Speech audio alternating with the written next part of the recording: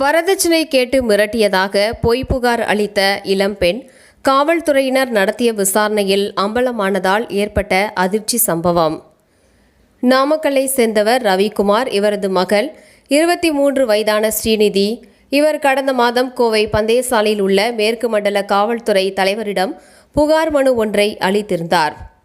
அதில் நாமக்கல்லை சேர்ந்த பொன்னுசாமி என்பவரது மகன் குர்ஷாந்த் என்பவருக்கும் தனக்கும் கடந்த ஆண்டு நவம்பர் 27ஆம் தேதி திருமணம் நடைபெற்றது எனவும், திருமணத்தின் போது எனது பெற்றோர் தங்க நகை மற்றும் பல லட்சம் ரூபாய் ரொக்க பணம் வழங்கினர் எனவும், திருமணமான சில நாட்களிலேயே மேலும் வரதட்சணை கேட்டு தனது கணவர் மற்றும் அவரது குடும்பத்தார் தன்னை கொடுமைப்படுத்தியதாகவும், அதனைத் தொடர்ந்து கணவர் வீட்டிலிருந்து வெளியேறியதாகவும் புகார் மனுவில் குறிப்பிட்டிருந்தார்.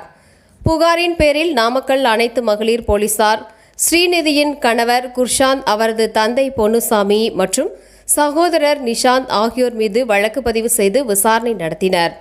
புகாரின் பேரில் சமூக நலத்துறை அதிகாரிகள் குர்ஷாந்த் மற்றும் அவரது குடும்பத்தினர் மீது நடத்திய விசாரணையில் மணமகன் வீட்டார் வரதட்சணை கேட்டு கொடுமைப்படுத்தவில்லை என்பது தெரியவந்தது. தொடர்ந்து சமூக நலத்துறை அதிகாரிகள் இதுகுறித்த விரிவான அறிக்கையை நாமக்கல் அனைத்து மகளிர் போலீசாரிடம் வழங்கினர். போலீசார் நடத்திய விசாரணையில் ஸ்ரீநிதி அளித்த புகாரில் உண்மை இல்லை என்பது தெரியவந்தது. இதற்கிடையே குர்ஷாந்த், பொன்னுசாமி, நிஷாந்த் ஆகியோர் சென்னை உயர்நீதிமன்றத்தில் முன்ஜாமீன் கோரி மனு தாக்கல் செய்திருந்தனர். மனுவை விசாரித்த நீதிபதி வரதட்சணை கேட்டு குர்ஷாந்த் உள்ளிட்டோர் கொடுமைப்படுத்தவில்லை என்பது உறுதி செய்யப்பட்டதால் முன்ஜாமீன் வழங்கி உத்தரவிட்டுள்ளார் என்பது குறிப்பிடத்தக்கது.